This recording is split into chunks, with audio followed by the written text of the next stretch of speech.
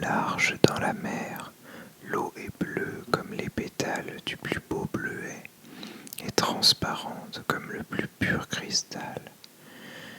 Mais elle est si profonde qu'on ne peut y jeter l'ancre et qu'il faudrait mettre l'une sur l'autre bien des tours d'église pour que la dernière émerge à la surface. Tout en bas, les habitants des ondes ont leur demeure.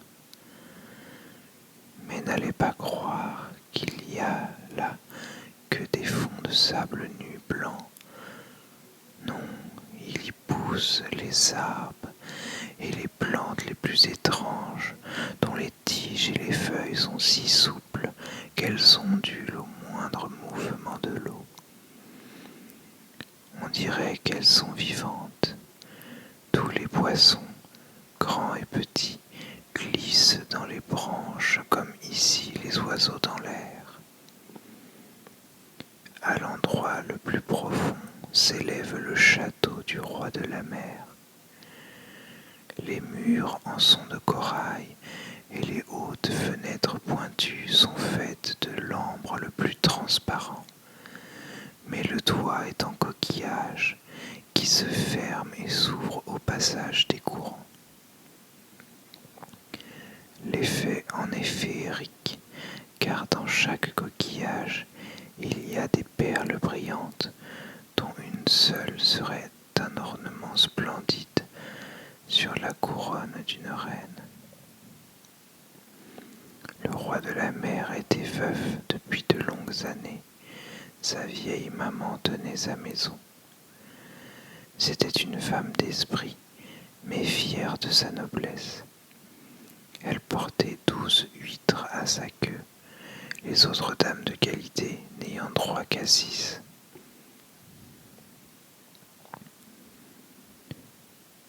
Elle méritait du reste de grandes éloges, et cela surtout parce qu'elle aimait infiniment les petites princesses de la mer, filles de son fils. Elles étaient 6, enfants charmantes, mais la plus jeune était la plus belle de toutes, la peau fine et transparente, telle un pétale de rose blanche, les yeux bleus comme l'océan profond. Mais, comme toutes les autres, elle n'avait pas de pieds. Son corps se terminait par une queue de poisson. Le château était entouré d'un grand jardin aux arbres rouges et bleus sombres, aux fruits rayonnants comme de l'or. Les fleurs semblaient de feu, car leurs tiges et leurs pétales pourpres ondulaient comme des flammes. Le sol était fait de sable le plus fin, mais bleu comme le soufre en flamme. Sur tout cela planait une étrange lueur bleuâtre.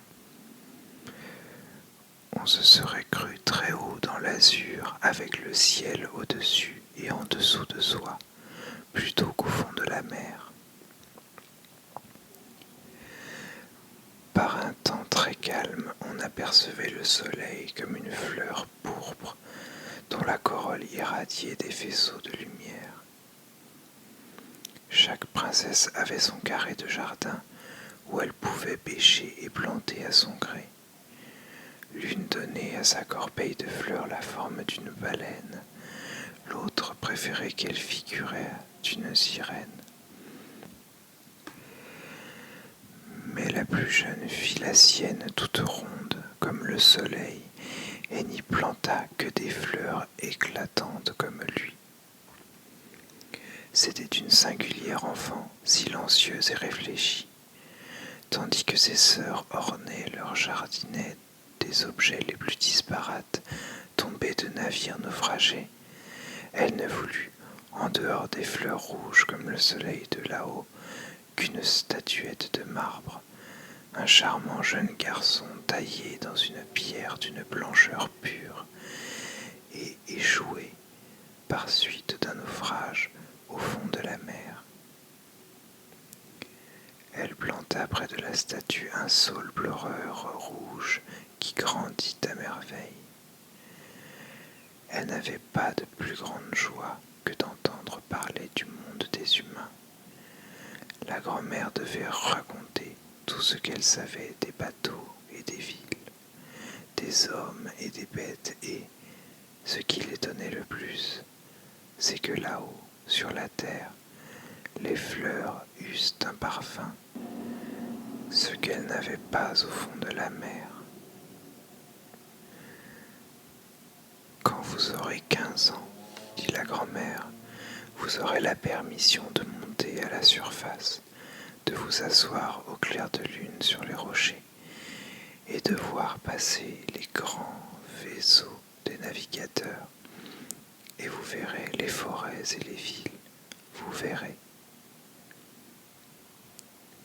Au cours de l'année, l'une des sœurs eut 15 ans, et comme elles se suivaient toutes à 1 an de distance, la plus jeune devait attendre 5 grandes années avant de pouvoir monter au fond de la mer. Mais chacune promettait aux plus jeunes de leur raconter ce qu'elles avaient vu de plus beau dès le premier jour. Grand-mère n'en disait jamais assez à leur gré. Elle voulait savoir tant de choses. Aucune n'était plus impatiente que la plus jeune, justement celle qui avait le plus longtemps à attendre, la silencieuse, la pensive. Que de nuit elle passait debout à la fenêtre ouverte, scrutant la sombre eau bleue que les poissons battaient de leurs nageoires et de leur queue. Elle apercevait la lune et les étoiles, plus pâles, il est vrai, à travers l'eau, mais plus grandes aussi qu'à nos yeux.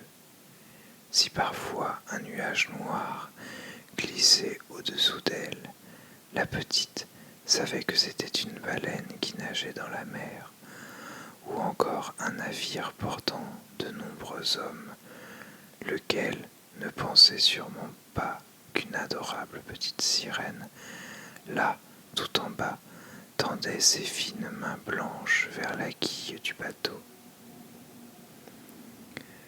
Vint le temps où l'aînée des princesses eut 15 ans et put monter à la surface de la mer. À son tour, elle avait 1000 choses à raconter, mais le plus grand plaisir, disait-elle, était de s'étendre au clair de lune, tout près de la côte, la grande ville aux lumières scintillantes comme des centaines d'étoiles, d'entendre la musique et tout le vacarme des voitures et des gens, d'apercevoir tant de tours d'église et de cochers, d'entendre sonner les cloches. Justement, parce qu'elle ne pouvait y aller, c'était de cela qu'elle avait le plus grand désir. Oh, comme la plus jeune sœur l'écoutait passionnément, et depuis lors, le soir, lorsqu'elle se tenait près de la fenêtre ouverte et regardait en haut à travers l'eau sombre et bleue, elle pensait à la grande ville et à ses rumeurs, et il lui semblait entendre le son des cloches descendant jusqu'à elle. L'année suivante, ce fut le tour de la 3e sœur. Elle était la plus hardie de toutes, aussi remonta-t-elle le cours d'un large fleuve qui se jetait dans la mer. Elle vit de jolies collines vertes couvertes de vignes, des châteaux et des fermes apparaissaient au milieu des forêts. Elle entendait les oiseaux chanter, et le soleil ardent l'obligeait souvent à plonger pour rafraîchir son visage brûlant. Dans une petite anse, elle rencontra un groupe d'enfants qui couraient tout nus et barbotaient dans l'eau. Elle aurait aimé jouer avec eux, mais ils s'enfuirent effrayés, et un petit animal noir, c'était un chien, mais elle n'en avait jamais vu, aboya si férocement après elle qu'elle prit peur et nagea vers le large. La 4e n'était pas si téméraire. Elle resta au large et raconta que c'était là précisément le plus beau. On voyait voyait à des lieues autour de soi et le ciel, au-dessus, semblait une grande cloche de verre. Elle avait bien vu des navires, mais de très loin. Ils ressemblaient à de grandes mouettes. Les dauphins avaient fait des culbutes et les immenses baleines avaient fait jaillir l'eau de leurs narines, des centaines de jets d'eau. Vint enfin le tour de la 5e sœur. Son anniversaire se trouvait en hiver. Elle vit ce que les autres n'avaient pas vu. La mer était toute verte, de ci, de là flottaient de grands icebergs, dont chacun avait l'air d'une perle. Elle était montée sur l'un d'eux et tous les voiliers s'écartaient, effrayés de l'endroit où elle était assise, ses longs cheveux flottant au vent. Mais vers le soir, les nuages obscurcirent le ciel, et il y eut des éclairs et du tonnerre. La mer noire élevait de très haut les blocs de glace scintillants dans le zigzag de la foudre. Sur tous les bateaux, on carguait les voiles dans l'angoisse et l'inquiétude, mais elle, assise sur l'iceberg flottant, regardait la lame bleue et l'éclair tomber dans la mer un instant illuminé. La première fois que l'une des sœurs émergeait à la surface de la mer, elle était toujours enchantée de la beauté, de la nouveauté du spectacle, mais devenues des filles adultes, lorsqu'elles étaient libres d'y remonter comme elles le voulaient, cela leur devenait indifférent. Elles regrettaient leur foyer et, au bout d'un mois, elles disaient que le fond de la mer était plus beau et qu'on était si bien chez soi. Lorsque les soirs les sœurs se tenaient par le bras, montaient à travers l'eau profonde, la petite dernière restait toute seule et les suivait des yeux. Elle aurait voulu pleurer, mais les sirènes n'ont pas de larmes et n'en souffrent que davantage. Hélas, que n'ai-je qu'15 ans, soupira-t-elle. Je sais que moi, j'aimerais le monde de là-haut et les hommes qui y construisent leur demeure. Eh bien, tu vas échapper à notre autorité, lui dit sa grand-mère, la vieille reine douairière. Viens, que je te pare comme tes sœurs. Elle mit sur ses cheveux une couronne de lys blanc dont chaque pétale était une demi-perle, et elle lui fit attacher 8 huîtres à sa queue pour marquer sa haute naissance. Cela fait mal, dit la petite. Il faut souffrir pour être belle, dit la vieille. Oh, que la petite aurait aimé secouer d'elle toutes ses parures et déposer cette lourde couronne. Les fleurs rouges de son jardin lui seyaient 1000 fois mieux, mais elle n'osait pas à présent en changer. Au revoir, dit-elle en s'élevant aussi légère et brillante qu'une bulle à travers les eaux. Le soleil venait de se coucher lorsqu'elle sortit sa tête à la surface, mais les nuages portaient encore son reflet de rose et d'or, et, dans l'atmosphère tendre, scintillait l'étoile du soir, si douce et si belle. L'air était pur et frais, et la mer sans un pli. Un grand navire à 3 mâts se trouvait là, une seule voile tendue, car il n'y avait pas le moindre souffle de vent. Et tout à la ronde, sur les cordages et les vergues, les matelots étaient assis. On faisait de la musique, on chantait, et lorsque le soir s'assombrit, on alluma des centaines de lumières de couleurs diverses. On eût dit que flottaient dans l'air les drapeaux de toutes les nations.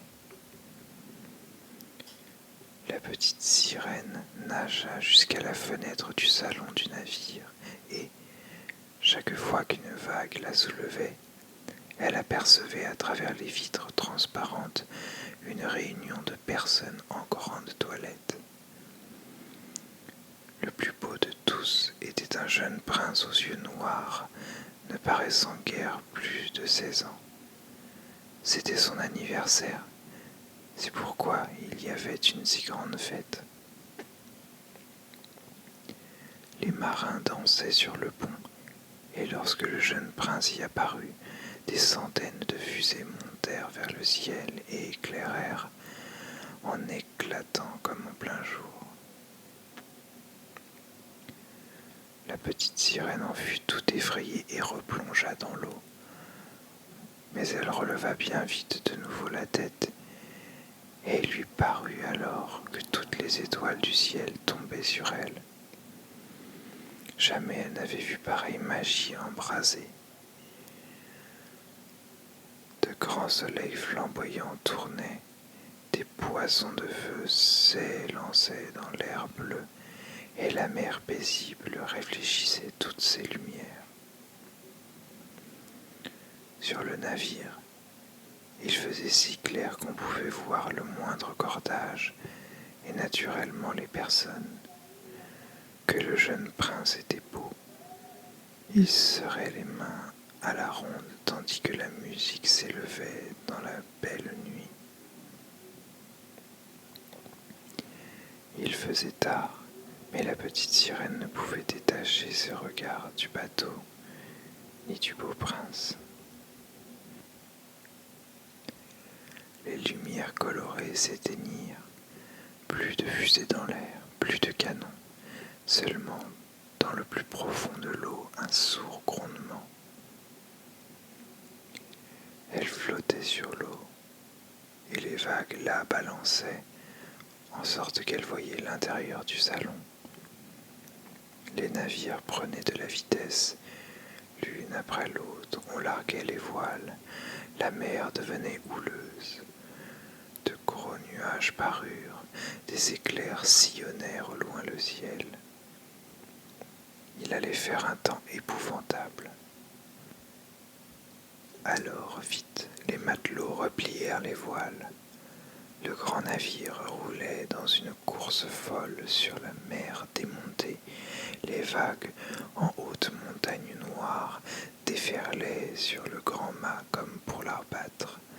Le bateau plongeait comme un cygne entre les lames et s'élevait ensuite sur elle. Les marins, eux, si la petite sirène s'amusait dans cette course, semblaient ne pas la goûter. Le navire craquait de toutes parts, les épais cordages ployaient sous les coups. La mer attaquait. Bientôt le mât se brisa par le milieu comme un simple roseau. Le bateau prit de la bande, l'eau envahit la cale. Alors seulement la petite sirène comprit qu'il y avait danger. Elle devait elle-même se garder des poutres et des épaves tourbillonnant dans l'eau. Un instant, tout fut si noir qu'elle ne vit plus rien, et tout à coup, le temps d'un éclair, elle les aperçut sur le pont.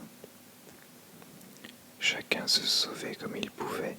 C'était le jeune prince qu'elle cherchait du regard, et, lorsque le bateau s'entr'ouvrit, elle le vit s'enfoncer dans la mer profonde.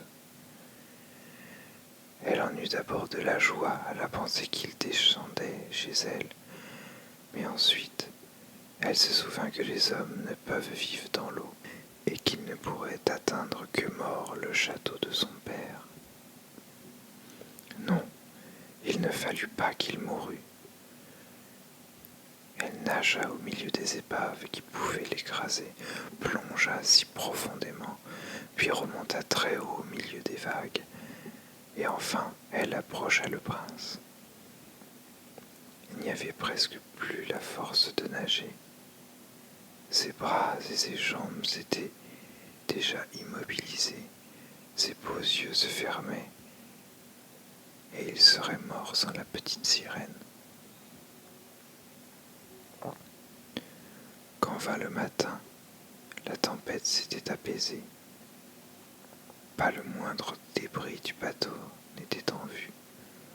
Le soleil se leva, rouge et étincelant, et semblant ranimer les joues du prince. Mais ses yeux restaient clos. La petite sirène déposa d'un baiser sur son beau front élevé et repoussa ses cheveux ruisselants. Elle voyait maintenant devant elle la terre ferme, aux hautes montagnes bleues couvertes de neige, aux belles forêts vertes descendant jusqu'à la côte.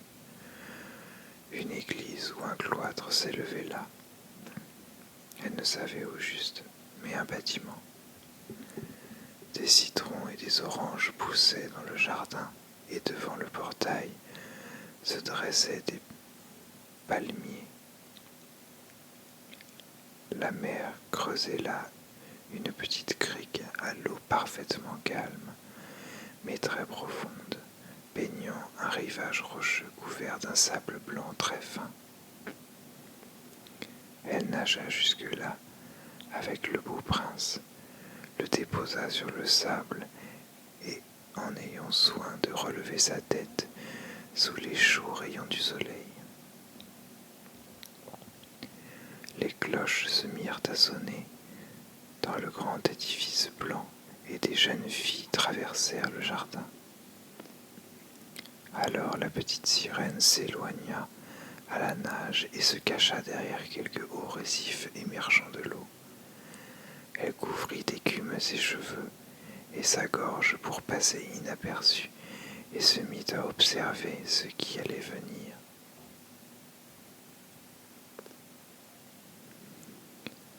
Une jeune fille ne tarda pas à s'approcher. Elle eut d'abord grand peur, mais un instant seulement. Puis elle courut chercher du monde.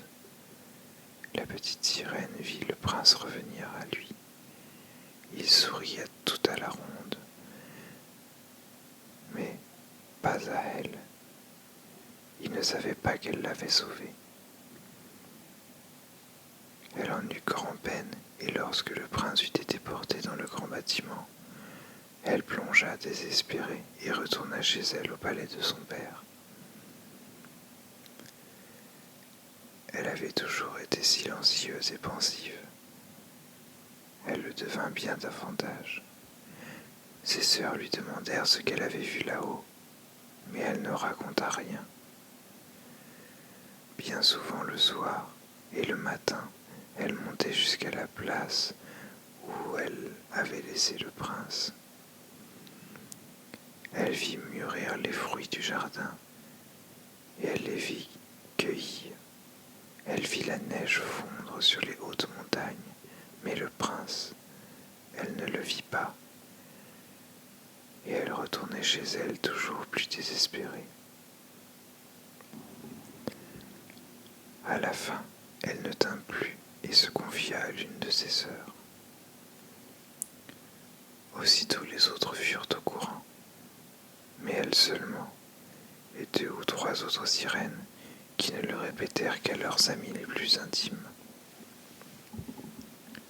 L'une d'elles savait qui était le prince. Elle avait vu aussi la fête à bord. Elle savait d'où il était, où se trouvait son royaume. « Viens, petite sœur, dirent les autres princesses. En s'élançant, elles montèrent en une longue chaîne vers la côte où s'élevait le château du prince. Par les vitres claires des hautes fenêtres, on voyait les salons magnifiques où pendaient de riches rideaux de soie et de précieuses portières. Le mur s'ornait, pour le plaisir des yeux, de grandes peintures. Dans la plus grande salle chantait un jet d'eau jaillissant très haut vers les verrières du plafond. Elle savait maintenant où il habitait, et elle revint souvent, le soir et la nuit.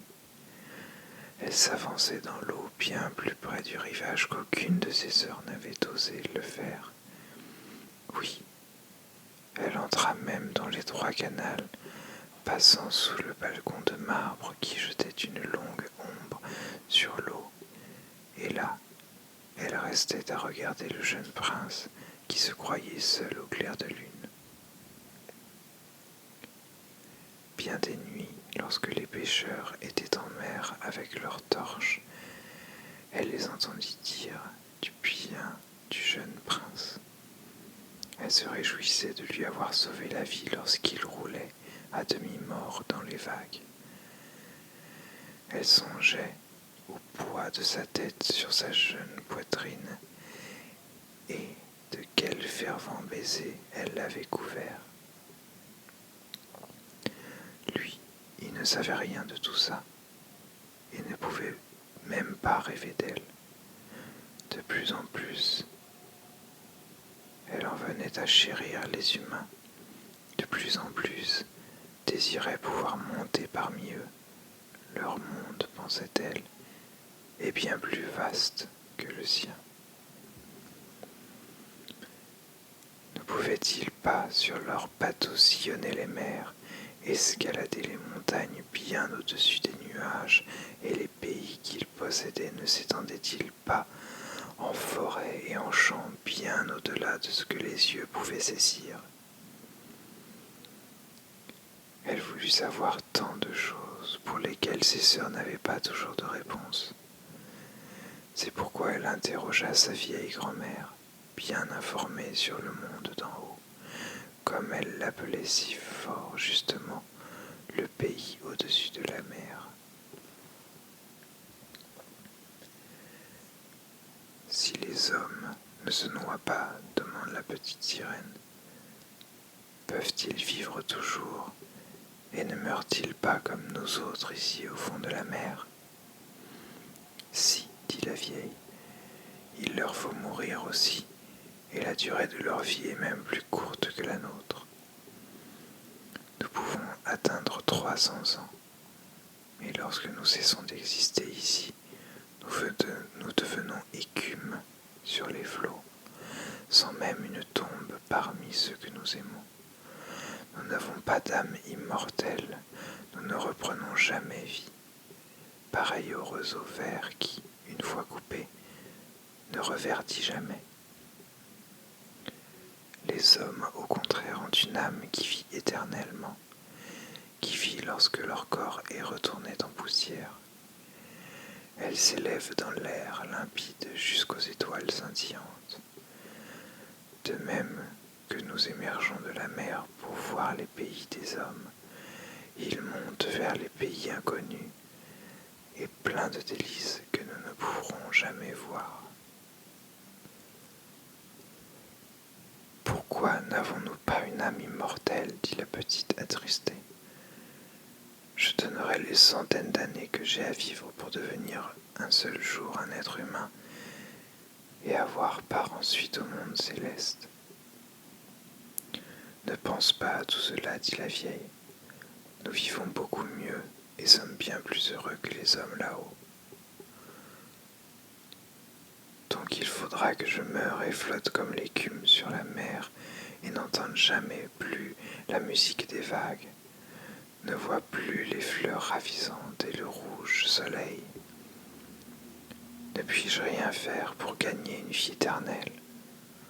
Non, dit la vieille, à moins que tu sois si cher à un homme, que tu sois pour lui plus que père et mère, qu'il s'attache à toi de toutes ses pensées, de tout son amour, qu'il fasse, par un prêtre, mettre sa main droite dans la tienne en te promettant fidélité ici-bas et dans l'éternité. Alors son âme glisserait dans ton corps et tu aurais part au bonheur humain.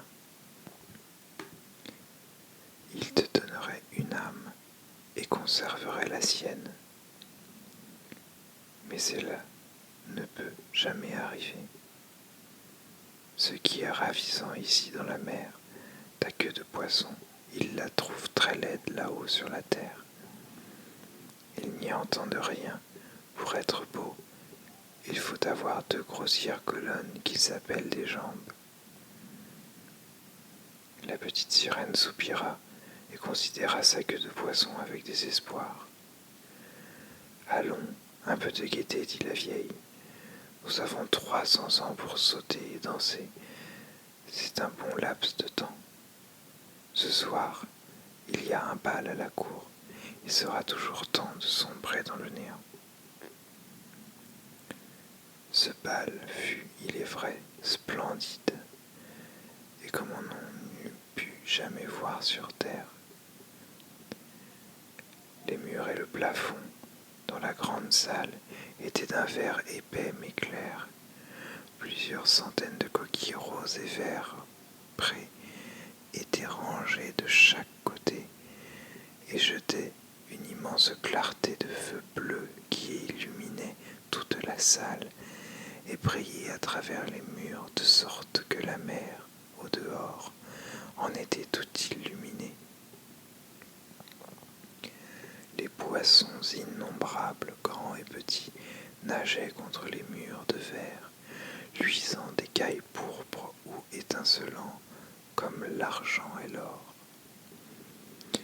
Au travers de la salle courait un large fleuve sur lequel dansaient tritons et sirènes au son de leur propre chant délicieux. La voix de la petite sirène était la plus jolie de toutes. On l'applaudissait et son cœur en fut un instant éclairé de joie, car elle savait qu'elle avait la plus belle voix sur terre. Mais très vite, elle se reprit à penser au monde au-dessus d'elle.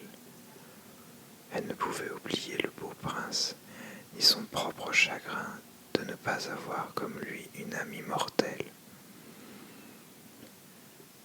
C'est pourquoi elle se glissa hors du château de son père, et tandis que là tout était chant et gaieté, elle s'assit désespérée dans son petit jardin.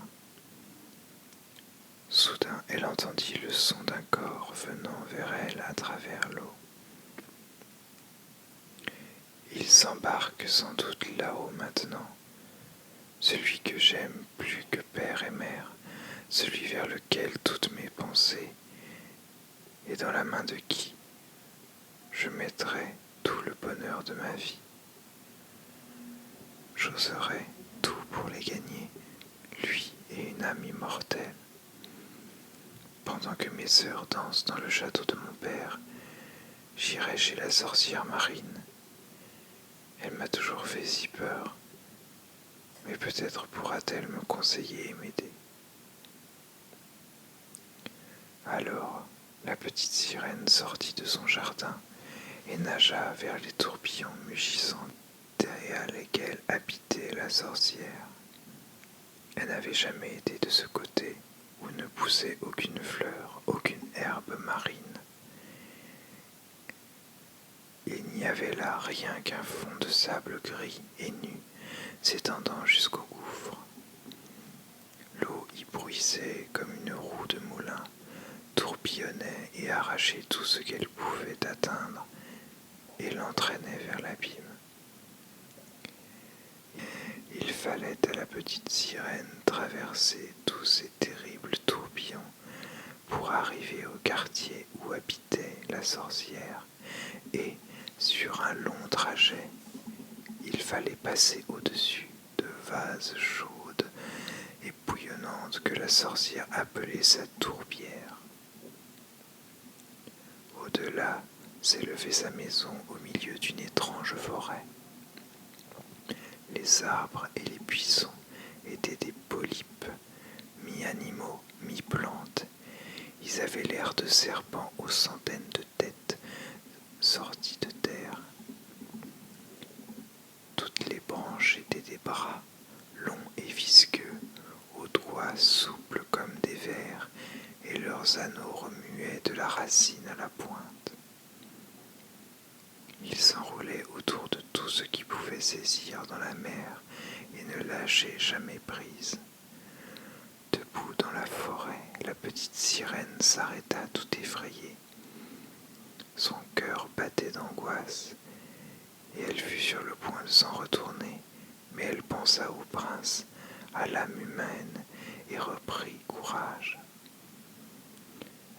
Elle enroula bien serré autour de sa tête ses longs cheveux flottants pour ne pas donner prise au polype, croisa ses mains sur sa poitrine et s'élança comme le poisson peut voler à travers l'eau, au milieu des hideux polypes qui étendaient vers elle leurs bras et leurs doigts. Elle arriva dans la forêt à un espace visqueux où s'ébattaient de grandes couleuvres d'eau, montant des ventres jaunâtres, affreux et gras. Au milieu de cette place s'élevait une maison construite en ossements humains. La sorcière y était assise et donnait à manger à un crapaud sur ses lèvres, comme on donne du sucre à un canari. Je sais bien ce que tu veux, dit la sorcière, et c'est bien bête de ta part. Mais ta volonté sera faite, car elle t'apportera le malheur, ma charmante princesse. Tu voudrais te débarrasser de ta queue de poisson et avoir à sa place deux moignons pour marcher comme le font les hommes, afin que le jeune prince s'éprègne de toi, que tu puisses l'avoir, et en même temps une âme immortelle. À cet instant, la sorcière éclata d'un rire si bruyant et si hideux que le crapaud et les couleuvres tombèrent à terre et grouillèrent.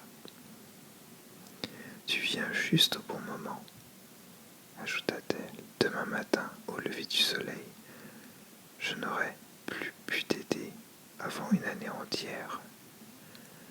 Je vais te préparer un breuvage avec lequel tu nageras avant de lever du jour jusqu'à la côte, et là, assise sur la grève, tu le boiras. Alors ta queue se divisera et se rétrécira jusqu'à devenir ce que les hommes appellent de jolies jambes. Mais cela fait mal, tu souffriras comme si la lame d'une épée te traversait. Tous, en te voyant, te diront que tu es la plus ravissante enfant des hommes qu'ils aient jamais vue.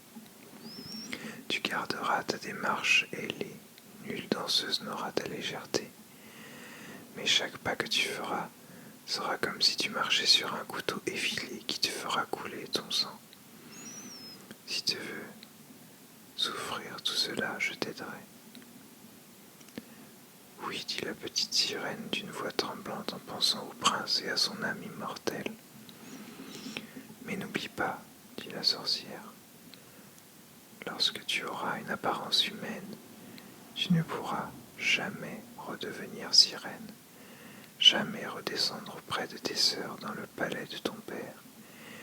Et si tu ne gagnes pas l'amour du prince au point qu'il oublie pour toi son père et sa mère, qui s'attache à toi de toutes ses pensées et demande au pasteur d'unir vos mains afin que vous soyez mari et femme, tu n'auras jamais une amie mortelle. Le lendemain matin, du jour où il en épouserait une autre, ton cœur se briserait et tu ne serais plus qu'écume sur la mer. Je le veux, dit la petite sirène, pâle comme une morte. Mais moi, il faut aussi que tu me paies, dit la sorcière, et ce n'est pas peu de choses que je te demande. Tu as la plus jolie voix de toutes ici-bas, et tu crois sans doute grâce à elle ensorceler ton prince. Mais cette voix, il faut me la donner. Le meilleur de ce que tu possèdes, il me le faut pour mon précieux breuvage. Moi, j'y mets de mon sang afin qu'il soit coupant comme une lame à deux tranchants. Mais si tu prends ma voix, dit la petite sirène, que me restera-t-il? Ta forme ravissante, ta démarche ailée et le langage de tes yeux, c'est assez pour séduire le cœur d'un homme. Allons, tu as déjà perdu courage. Tends-elle jolie langue afin que je la coupe pour me payer, et je te donnerai le breuvage.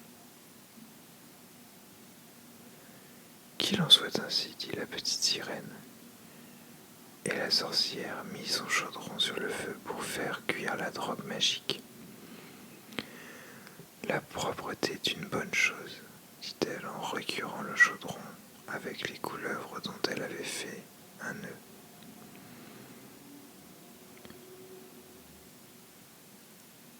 Enfin, le filtre fut à point. Il était clair comme l'eau la plus pure. Voilà, dit la sorcière, et elle coupa la langue de la petite sirène. Muette, elle ne pourra jamais plus chanter ni parler.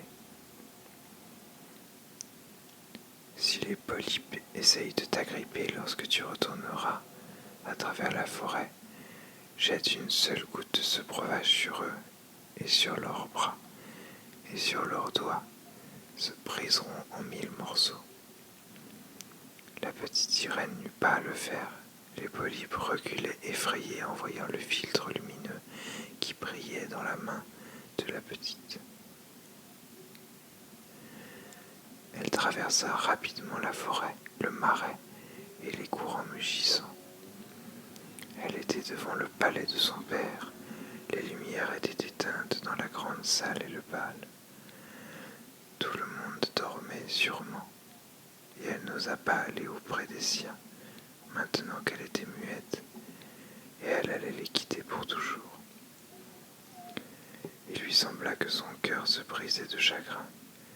Elle se glissa dans le jardin, cueillit une fleur du parterre de chacune de ses sœurs, envoya là de ses doigts 1000 baisers au palais et monta à travers l'eau sombre et bleue de la mer. Le soleil n'était pas encore levé lorsqu'elle vit le palais du prince, et elle gravit les degrés du magnifique escalier de marbre. La lune brillait merveilleusement claire. La petite sirène but l'âpre et brûlante mixture. Ce fut comme si une épée à deux tranchants fendant son corps. Elle s'évanouit et resta étendue comme morte. Lorsque le soleil resplendit au-dessus des flots, elle revint à elle et ressentit une douleur aiguë. Mais devant elle, debout, se tenait le jeune prince, ses yeux noirs fixés si intensément sur elle qu'elle en baissa les siens et vit qu'à la place de sa queue, elle avait les plus jolies jambes blanches qu'une jeune fille pût avoir. Et comme elle était tout à fait nue, elle s'enveloppa dans sa longue chevelure. Le prince demanda qui elle était, comment était-elle venue là, et elle leva vers lui doucement, mais tristement, ses grands yeux bleus, puisqu'elle ne pouvait pas parler. Alors il la prit par la main et la conduisit au palais. À chaque pas, comme la sorcière l'en avait prévenu, il lui semblait marcher sur des aiguilles pointues et des couteaux aiguisés. Mais elle supportait son mal. Sa main dans la main du prince, elle montait aussi légère qu'une bulle, et lui-même et tous les assistants s'émerveillèrent de sa démarche gracieuse et ondulante. On lui fit revêtir le plus précieux vêtement de soie et de mousseline. Elle était au château la plus belle, mais elle restait muette. Des esclaves ravissantes, parées de soie et d'or, venaient chanter devant le prince et ses royaux parents. L'une d'elles avait une voix plus belle encore que les autres. Le prince l'applaudissait et lui souriait. Alors une tristesse envahit la petite sirène. Elle savait qu'elle-même aurait chanté encore plus merveilleusement, et elle pensait « Oh, si seulement il savait que pour rester près de lui, j'ai renoncé à ma voix à tout jamais. » Puis les esclaves commencèrent à exécuter, au son d'une musique admirable, des danses légères et gracieuses. Alors, la petite sirène et levant ses beaux bras blancs, se dressa sur la pointe des pieds et dansa avec plus de grâce qu'aucune autre. Chaque mouvement relevait davantage le charme de tout son être, et ses yeux s'adressaient au cœur plus profondément que le chant des esclaves. Tous étaient enchantés, et surtout le prince qui l'appelait sa petite enfant trouvée. Elle continuait à danser et danser, mais chaque fois que son pied touchait le sol, c'était comme si elle avait marché sur des couteaux aiguisés. Le prince voulut la voir toujours auprès de lui et lui permit de dormir devant sa porte sur un coussin de velours. Il lui fit faire un habit d'homme pour qu'elle pût le suivre à cheval. Il chevauchait à travers les bois embaumés où les branches vertes lui battaient les épaules et les petits oiseaux chantaient dans le frais feuillage. Elle grimpa avec le prince sur les hautes montagnes, et quand ses pieds si délicats saignaient et que les autres s'en apercevaient, elle riait et le suivait là-haut, d'où ils admiraient les nuages, défilant au-dessous d'eux comme un vol d'oiseaux migrateurs, partant vers des cieux lointains. La nuit, au château du prince, lorsque les autres dormaient, elle sortait sur le large escalier de marbre et, debout, dans l'eau froide, elle rafraîchissait ses pieds brûlants. Et puis elle pensait aux siens en bas au fond de la mer. Une nuit, elle vit ses sœurs qui nageaient enlacées. Elle chantait tristement et elle leur fit signe. Ses sœurs la reconnurent et lui dirent combien elles avaient fait de peine à tous. Depuis lors, elles lui rendirent visite chaque soir. Une fois même, la petite sirène aperçut au loin sa vieille grand-mère qui, depuis bien des années, n'était montée à travers la mer, et même le roi, son père, avec sa couronne sur la tête. Toutes deux lui tendaient les bras, mais n'osaient s'approcher autant que ses sœurs. De jour en jour, elle devenait plus chère au prince. Il l'aimait. On aime un gentil enfant tendrement chéri, mais en faire une reine,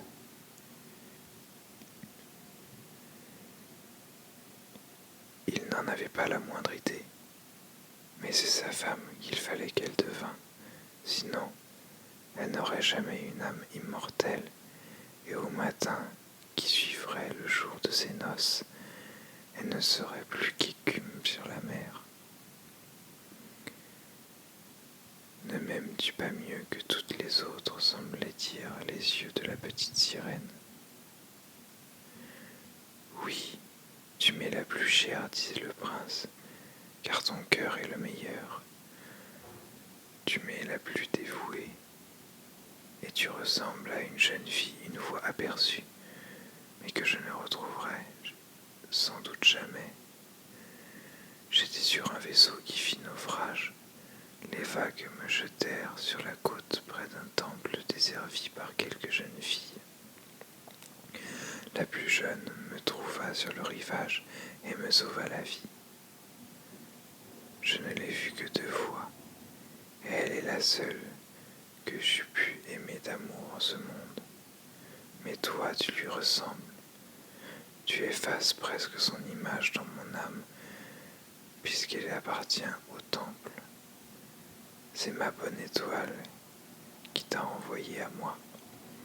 Nous ne nous quitterons jamais. Hélas, il ne sait pas que c'est moi qui l'ai sauvé. Je l'ai porté sur les flots jusqu'à la forêt près de laquelle s'élève le temple, puis je me cachai derrière l'écume et regardai si personne ne viendrait. J'ai vu la belle jeune fille qui l'aime plus que moi. La sirène poussa un profond soupir. Pleurer, elle ne le pouvait pas. La jeune fille appartient au lieu saint. Elle n'en sortira jamais pour retourner dans le monde.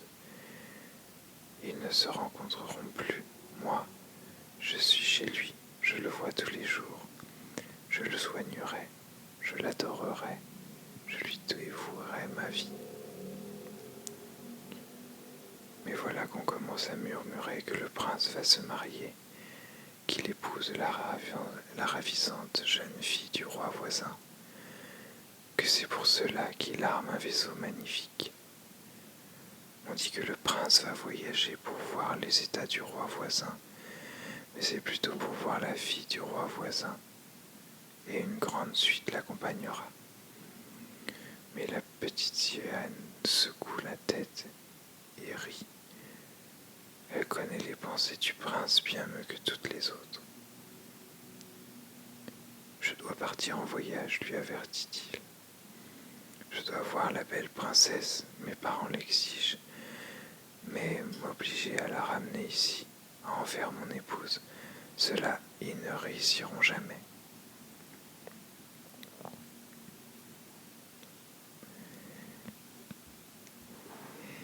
Et il baisait ses lèvres rouges, jouait avec ses longs cheveux et posait sa tête sur son cœur, qui se mettait à rêver de bonheur humain et d'une âme immortelle. Toi, tu n'as sûrement pas peur de la mer, ma petite muette chérie. Il lui parlait de la mer tempétueuse et de la mer calme, des étranges poissons de grande profondeur et de ce que les plongeurs y avaient vu. Elle se riait de ce qu'il lui racontait. Ne connaissait-elle pas mieux que quiconque le fond des océans? Dans la nuit claire, alors que tous dormaient à bord, sauf le marin au gouvernail, debout près du bastingage, elle scrutait l'eau limpide. Il lui semblait voir le château de son père et, dans les combles, sa vieille grand-mère, couronne d'argent sur la tête, cherchant des yeux à travers les courants la quille du bateau. Puis ses sœurs arrivèrent sur la surface, la regardèrent tristement et tordant leurs mains blanches. Elle leur fit signe, leur sourit, voulut leur dire que tout allait bien, qu'elle était heureuse, mais une mousse s'approchant, les sœurs replongèrent, et le garçon demeura persuadé que cette blancheur aperçue n'était qu'écume sur l'eau. Le lendemain matin, le vaisseau fit son entrée dans le port splendide de la capitale du roi voisin. Les cloches des églises sonnaient. Du haut des tours, on soufflait dans les trompettes, tandis que les soldats, sous les drapeaux flottants, présentaient les armes. Chaque jour, il y eut fête, bal et réceptions se succédèrent, mais la princesse ne paraissait pas encore. On disait qu'elle était élevée au loin, dans un couvent, où lui étaient enseignées toutes les vertus royales. Elle vint enfin. La petite sirène était fort impatiente de juger de sa beauté. Il lui fallut reconnaître qu'elle n'avait jamais vu fille plus gracieuse. Sa peau était douce et pâle, et derrière les longs cils des deux fidèles, d'un bleu sombre, souriait. C'était la jeune fille du temple. « C'est toi, dit le prince, je te retrouve, toi qui m'as sauvé lorsque je gisais comme mort sur la grève. » Et il la serra dans ses bras. « Oh, je suis trop heureux, dit-il à la petite sirène. Voilà que se réalise ce que je n'eus jamais osé espérer. Toi qui m'aimes mieux que toutes les autres, tu te réjouiras de mon bonheur. » La petite sirène lui baisait les mains, mais elle sentait son cœur se briser. Ne devait-elle pas mourir au matin qui suivait les noces? mourir et n'être plus qu'écume sur la mer.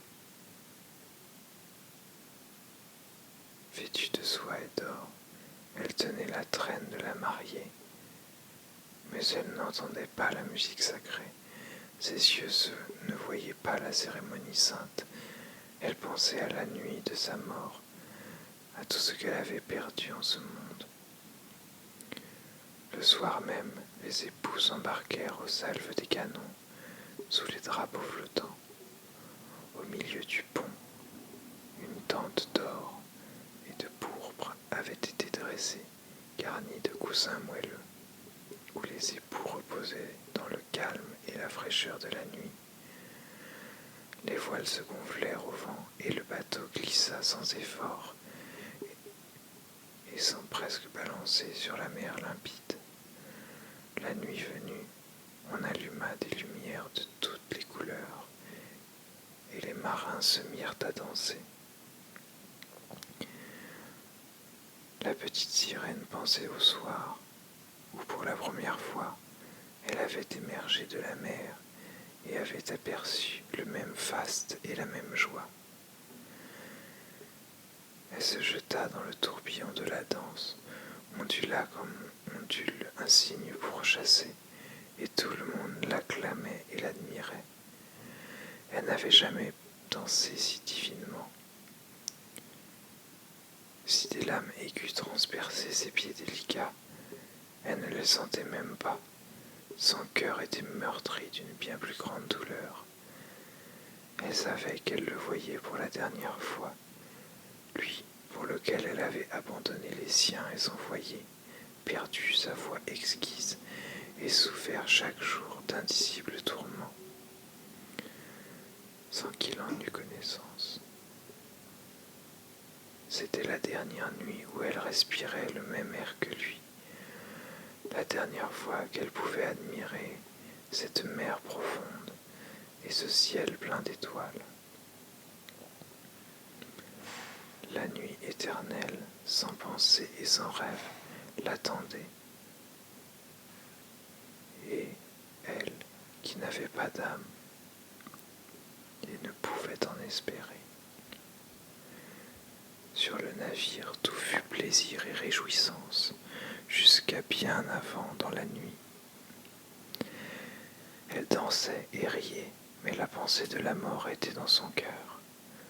Le prince embrassait son exquise épouse qui caressait les cheveux noirs de son époux. Puis la tenant à son bras, il la menait se reposer sous la tente splendide. Alors tout fut silence et calme sur le navire. Seul veillait l'homme à la barre. La petite sirène appuya ses bras sur le bastingage et chercha à l'orient la première lueur rose de l'aurore, le premier rayon du soleil qui allait la tuer. Soudain, elle vit ses sœurs apparaître au-dessus de la mer. Elles étaient pâles comme elles-mêmes. Leurs longs cheveux ne flottaient plus au vent. On les avait coupés. Nous les avons sacrifiées chez la sorcière pour qu'elle nous aide, pour que tu ne meurs pas cette nuit. Elle nous a donné un couteau, le voici. Regarde comme il est aiguisé. Avant que le jour se lève, il faut que tu le plonges dans le cœur du prince, et lorsque son sang, tout chaud, tombera sur tes pieds, ils se réuniront en une queue de poisson, et tu redeviendras sirène. Tu pourras descendre sous l'eau jusqu'à chez nous et vivre 300 ans avant de devenir un peu d'écume salée. Hâte-toi, l'un de vous deux doit mourir avant l'aurore.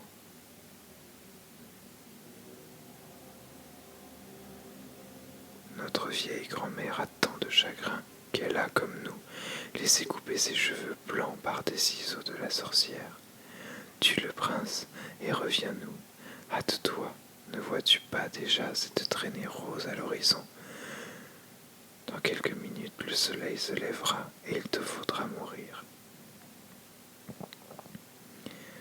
Un soupir étrange monta à leurs lèvres et elles s'enfoncèrent dans les vagues.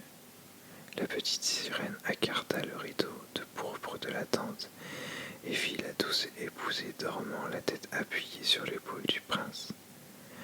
Alors elle se pencha et posa un baiser sur le beau front du jeune homme. Son regard chercha le ciel, de plus en plus envahi par l'aurore. Puis le poignard pointu. Puis de nouveau le prince, lequel, dans son sommeil, murmurait le nom de son épouse qui occupait seule ses pensées. Et le couteau trembla dans sa main. Alors, tout à coup, elle le lança au loin dans les vagues qui rougirent à l'endroit où il toucha les flots, comme si la goutte de sang jaillirent à la surface. Une dernière fois, les yeux voilés, elle contempla le prince et se jeta dans la mer où elle sentit son corps se dissoudre dans l'écume. Maintenant, le soleil surgissait majestueusement de la mer. Les rayons tombaient doux et chauds sur l'écume glacée et la petite sirène ne sentait pas la mort. Elle voyait le clair soleil et au-dessus d'elle planaient des centaines de charmants êtres transparents. À travers eux, elle apercevait les voiles blanches du navire, les nuages roses du ciel. Leur voix était mélodieuse, mais si immatérielle qu'aucune oreille terrestre ne pouvait les capter. Pas plus qu'aucun regard humain ne pouvait les voir. Sans elles, elles flottaient par leur seule légèreté. La petite sirène sentit qu'elle avait un corps comme le leur qui s'élevait de plus en plus haut au-dessus de l'écume. « Où vais-je » demanda-t-elle, et sa voix, comme celle des autres êtres, était si immatérielle qu'aucune musique humaine ne peut l'exprimer. « Chez les filles de l'air, répondit-elle, une sirène n'a pas d'âme immortelle, ne peut jamais en avoir, à moins de gagner l'amour d'un homme. C'est une volonté étrange que dépend son existence éternelle. Les filles de l'air n'ont pas non plus d'âme immortelle, mais elles peuvent, par une bonne action, s'en créer une. Nous nous envolons vers le pays chaud, où les effluves de la peste tuent les hommes, nous y soufflons les fraîcheurs, nous répandons le parfum des fleurs dans l'atmosphère, et leur arôme porte le réconfort et la guérison. Lorsque durant 300 ans nous sommes efforcés de faire le bien, tout le bien que nous pouvons, nous obtenons une âme immortelle et prenons part à l'éternelle félicité des hommes. Toi, pauvre petite sirène, tu as de tout cœur cherché le bien comme nous. Tu as souffert et supporté de souffrir. Tu t'es haussé jusqu'au monde des esprits de l'air. Maintenant, tu peux toi-même, par tes bonnes actions, te créer une âme immortelle dans 300 ans. Alors la petite sirène s'éleva, leva les bras transparents vers le soleil de Dieu, et pour la première fois, des larmes montèrent à ses yeux. Sur le bateau, la vie et le bruit avaient repris. Elle vit le prince et sa belle épouse la chercher de tous côtés. Elle les vit fixer tristement leurs regards vers l'écume dansante, comme s'ils avaient deviné que s'était précipité dans les vagues. Invisible, elle baissa le front de l'époux, lui sourit et, avec les autres filles de l'air, elle monta vers les nuages roses qui voguaient dans les airs. Dans 300 ans, nous entrerons ainsi au royaume de Dieu. Nous pouvons même y entrer avant, murmura l'une d'elles. Invisibles, nous pénétrons dans les maisons des hommes, où il y a des enfants, Et chaque fois que nous trouvons un enfant sage, qui donne de la joie à ses parents et qui mérite leur amour, Dieu raccourcit notre temps d'épreuve. Lorsque nous voltigeons à travers la chambre et que de bonne heure nous sourions, l'enfant ne sait pas qu'un an nous est soustrait sur les 300 ans. Mais si nous trouvons un enfant cruel et méchant, il nous faut pleurer de chagrin, et chaque larme ajoute une année à notre épreuve.